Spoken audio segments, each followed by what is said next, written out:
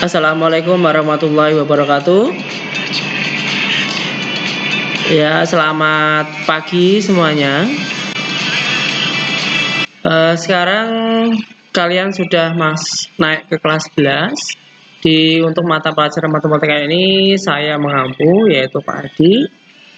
Di kelas 11 ini ada beberapa materi yang harus kalian pelajari. Di sini ada 4 bab ya, yaitu yang pertama mengenai barisan dan deret. Yang pada waktu lalu sudah saya share ke salah satu teman kalian bahwa ini harus di-download dan dicetak atau di-print. Kemudian di bab 2 nanti ada pertumbuhan, peluruhan, bunga tunggal, bunga majemuk, dan anuitas. Itu di bab 2. Bab 3-nya yaitu mengenai vektor, dan bab yang keempat adalah geometri dimensi 3. Untuk yang bab 2 sampai bab 3 nanti modulnya yaitu menyusul. Ya, modul menyusul. Kemudian sekarang kita fokus ke bab yang pertama yaitu barisan dan deret. Tidak usah berlama-lama. Nah, sekarang kalian buka lembar kerja peserta didik atau namanya ada KPD mata pelajaran matematika. Ya. Sekarang berilah nama lengkap kalian dan kelas.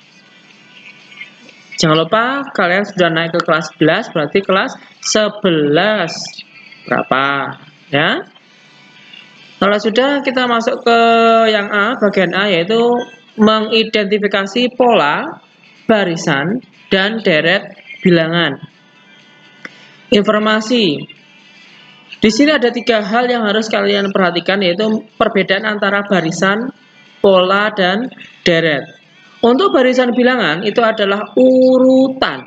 Urutan dari bilangan-bilangan yang memiliki aturan dan ketentuan tersendiri. Kalau pola itu adalah cara untuk menetapkan aturan dan ketentuan yang membentuk barisan bilangan. Sedangkan deret itu adalah jumlah dari bilangan-bilangan pada suatu barisan bilangan. Jadi ketiga hal ini saling keterkaitan. Ya, barisan berarti itu adalah hanya urutannya saja, data urutan bilangan. Nah, untuk menentukan urutannya tadi kita membutuhkan yang namanya pola, yaitu cara dalam menentukan aturan. Kemudian dari bilangan-bilangan tadi kalau dijumlah itu dinamakan deret. Contoh ya. Contoh nomor 1 adalah angka 1, 3, 5, 7 dan seterusnya. Itu adalah barisan bilangan yang terbentuk berdasarkan aturan atau pola. Perhatikan. 1, 3, 5, 7 berarti kan ada angka yang saling berjejer, berarti ini merupakan barisan bilangan. Untuk polanya, nah perhatikan, setiap bilangan berikutnya diperoleh dengan cara menambahkan angka berapa. Contoh, 1 ke 3 itu kira-kira ditambah berapa? Nah, 3 ke 5 ditambah berapa? 5 ke 7 ditambah berapa? Nah, polanya tadi kan sama semua, tambah berapa, tambah berapa, tambah berapa. Nah, itu berarti ditulis di sini, ya.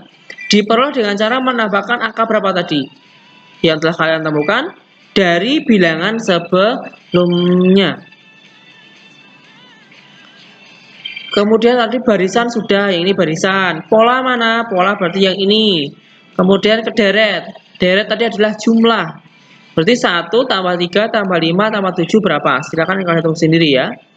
Nah, dari angka-angka ini 1, 3, 5, 7 kita bisa menentukan bagian-bagiannya. Contoh, angka 1 itu kan berada di angka yang pertama.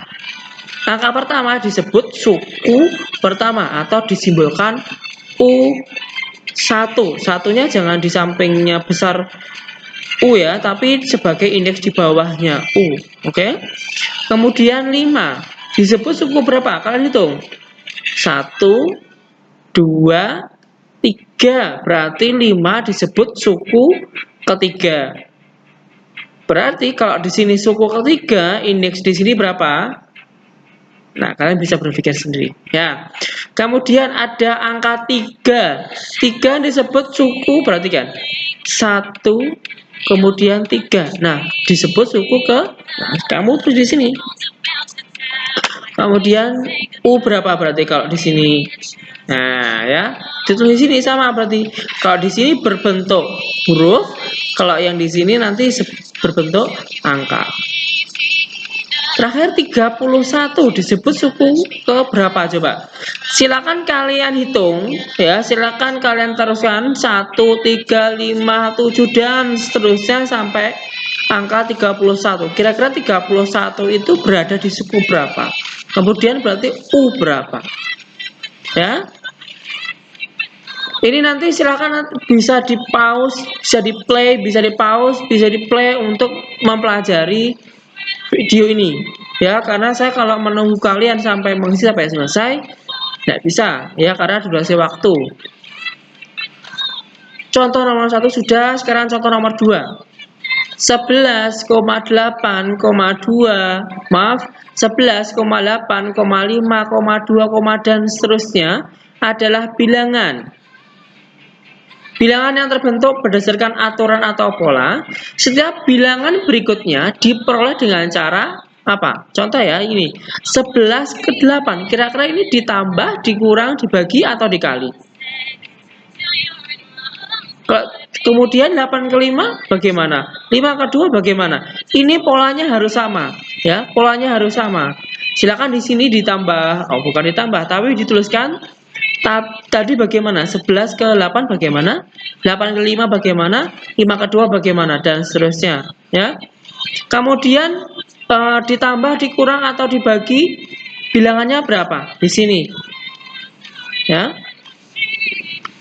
Kemudian deret 11 tambah 8 tambah 5 tambah 2. Berapa hasilnya? Silakan kalian hitung sendiri. 11 disebut suku ke berapa? Karena dia di bilangan paling pertama, berarti suku pertama. Berarti U. Nah, U berapa? Silakan kalian tulis. 8 berarti suku ke U berapa? 5 disebut suku ke berapa? Berarti U berapa? Kemudian -1 itu suku berapa? Dan U berapa? Ya. Sekarang nomor 3. Ada angka 2, 6, 18, dan seterusnya. Adalah bilangan yang terbentuk berdasarkan aturan atau pola. Setiap bilangan berikutnya diperoleh dengan cara titik-titik. Sekarang kita lihat. 2/6. Itu kira-kira apakah ditambah, dikurang, dikali, atau dibagi? Kemudian 6/18. Kira-kira bagaimana? Harus sama loh ya. Pola itu untuk setiap angka itu harus sama. 2/6 bagaimana? 6/18 bagaimana? Itu harus sama. Kalau tidak sama berarti salah. Harus sama semua. Kemudian angkanya berapa? Dikali, dibagi, tambah, dikurang, angkanya berapa? Harus sama. Ya. 2 tambah 6 tambah 18 sama dengan berapa? Silakan kalian hitung, berarti itu disebut deret. Kemudian angka 2 disebut suku berapa? Karena dia di paling pertama berarti suku pertama. Sudah jelas, berarti U1. Nah, 6. Nah, kalian tuliskan sendiri suku berapa, U berapa.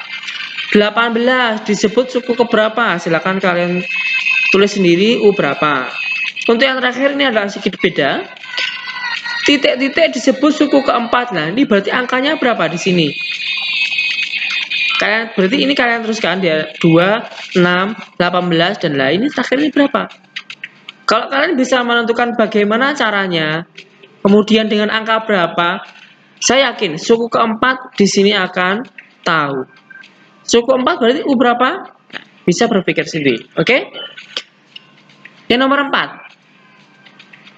Angka 1, kemudian setengah, kemudian 1/4, 1/8 adalah bilangan yang terbentuk berdasarkan aturan atau pola. Setiap bilangan berikutnya diperoleh dengan cara apa? Kira-kira kalau 1/2 itu bagaimana? Apakah dikali, dibagi, atau bagaimana? Kalian bisa menentukan. Ya, dengan angka berapa? Itu bisa kalianlah yang bisa menentukan. Oke ya, jangan lupa nanti untuk contoh nomor 1 sampai nomor 4 kalian bisa memplay atau mempause untuk setiap langkah biar tidak ketinggalan, karena saya berbicaranya agak cepat. Kemudian yang B, barisan aritmetika. Kita sudah masuk ke barisan aritmetika. Tadi barisan di atas sudah, ini barisan bilangan bla bla bla bla, ini kamu tulis di sini. Kalau sudah, di sini ada informasi mengenai pengertian barisan aritmetika. Barisan aritmetika adalah urutan bilangan-bilangan yang diperoleh dengan cara menambahkan atau mengurangkan bilangan sebelumnya dengan bilangan yang tetap. Berarti tadi yang dijumlah, yang dikurang, itulah disebut bilangan aritmetika. Mohon maaf, barisan aritmetika. Bentuk umum atau rumus dari barisan aritmetika itu adalah UN. UN sama dengan A ditambah kurung buka N dikurangi 1 dikalikan dengan B. Sekarang kita akan membahas keterangan dari rumus ini. UN itu adalah berarti suku ke N. Berarti rumus ini bisa kita gunakan untuk mencari nilai suku keberapa gitu ya. Kemudian A disebut suku pertama, berarti nilai yang paling awal. Kemudian N, banyaknya suku. Nah, tergantung nanti banyaknya suku. Contoh ya, di nomor 1, 1357. Karena di sini angkanya cuma ada 4, berarti N-nya ada berapa? 4, karena yang terakhir tuh 7. Kemudian beda. Beda itu adalah B, itu adalah beda tiap suku. 1 ke 2 itu bedanya berapa? 1 ke 3 bedanya berapa? 5 ke 7 bedanya berapa? Nah, itu didapat dari U2 kurangi 1, atau bisa juga dari U3 kurangi U2, atau U4 kurangi U3, atau U5 kurangi U4. Ini sama semua ya. Jadi bisa 3 kurangi 1, bisa 5 kurangi 3, bisa 7 kurangi 5. Nanti nilainya sama semua. Itu tadi adalah mengenai rumus dasar dari barisan aritmetika. Sekarang masuk ke contohnya. Contoh dari barisan aritmetika. Nomor 1, tentukan rumus suku ke N dan suku ke-50 dari barisan aritmetika berikut. 1357 dan seterusnya. Pertanyaannya adalah rumus suku ke N sama suku ke-50. Yang pertama kita harus mengidentifikasi barisan ini dulu ya.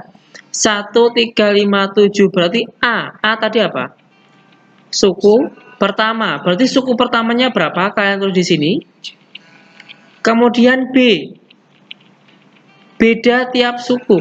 Berarti 1 ke 3, 3 ke 5, 5 ke 7 itu bedanya berapa? Kamu menggunakan rumus salah satu rumus ini. Ya. Salah satu rumus ini. Nah, silakan kamu tulis di sini rumusnya, kemudian dihitung, ya. N.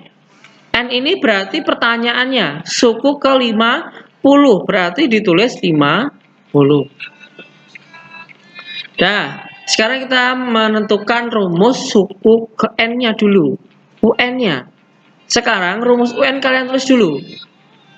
Tadi UN sama dengan A tambah N-1B. Nah, kamu tulis di sini. Kalau sudah, karena kita masih menentukan rumus, berarti N-nya jangan diganti 50. Yang diganti hanyalah nilai A sama B. Sudah? Kalau sudah, berarti A-nya tadi berapa ditambah. Nah, yang di sebelah sini, ini tadi adalah hasil perkalian pelangi dari yang ini. Ini kali ini kali ini tadi. Ya, karena ada kurung berarti ada perkalian pelangi. Hasilnya nanti di sini. Yang bisa dijumlah, silakan kalian jumlah taruh di sini. Ya, yang enggak bisa juga tetap ditulis lagi. Sudah? Kalau sudah, kita masuk ke U50 atau suku ke-50. UN. Kalian tulis lagi ini. A plus N-1 B. Itu kalian tulis di sini. Kalau sudah, baru kalau kita menentukan nilai U50, nilai A, nilai B, nilai N, kamu ganti sesuai yang diketahui. Kemudian kalian hitung. Selesai. U50 ketemu. Ya. Untuk yang B, ini untuk yang B silahkan kalian kerjakan sendiri. Caranya sama. Caranya sama. Berarti ini sebagai tugas kalian ya. Untuk yang ini, yang B sebagai tugas kalian. Kemudian ada lagi selain itu adalah latihan soal barisan aritmatika yang nomor 1. Kalian harus mengerjakan soal ini. Berarti tugasnya ada 2, yaitu contoh yang nomor 1B sama latihan soal barisan aritmatika yang nomor 1. Pak, lah ini yang latihan soalnya dikerjakan di mana? Bebas kalau ini, ya. Kalau ini silakan kalian kerjakan di buku boleh atau mau di lembaran boleh. Ya, yang penting cara mengerjakannya sama seperti yang nomor 1. Pak, lah yang ini apakah yang 1B apakah boleh di kertas lain? Tidak boleh. 1B harus berada di dalam modul. Mengerjakannya juga di modul. Jadi nanti kalau kalian mengisi ini kok di buku tulis, saya tidak akan menerima. Yang saya terima adalah ini harus dalam modul. Kalau yang latihan soal, tak bolehlah kalian tulis di buku biasa. Tidak apa-apa. Udah ya, untuk tugas yang pertama atau untuk yang pertemuan pertama ini cukup itu saja. Coba kalian kerjakan yang 1B sama nomor latihan soal nomor 1. Oke. Ini nanti tugasnya silahkan kalian foto. Kalau sudah selesai kalian difoto, kemudian dikumpulkan di Google Classroom. Untuk cara upload foto di Google Classroom nanti akan saya berikan video ya yang telah dibuatkan oleh Pak Wasis. Nanti silahkan kalian tonton juga bagaimana cara upload foto di dalam Google Classroom yang melalui kolom komentar atau melalui attachment. Oke ya, cukup itu saja untuk pertemuan kali ini. Sampai jumpa di pertemuan selanjutnya. Ya, wassalamualaikum warahmatullahi wabarakatuh.